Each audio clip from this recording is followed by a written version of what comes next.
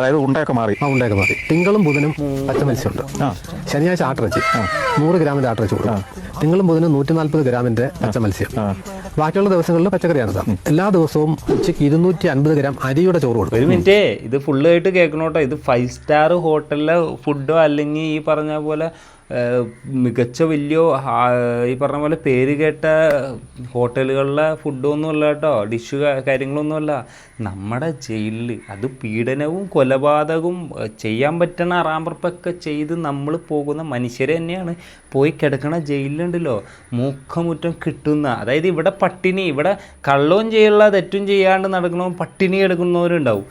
എന്നാലും ഉണ്ടല്ലോ ഈ തെറ്റൊക്കെ ചെയ്തിട്ട് അതിന് ശിക്ഷയായിട്ട് കൊണ്ടുപോയിടുന്ന ജയിലുകളിൽ മുഖറ്റം കൊടുക്കുന്ന കാര്യങ്ങളാണ് ആ പറയുന്ന മഹാൻ വിവരിച്ചു കൊണ്ടിരിക്കുന്നത്.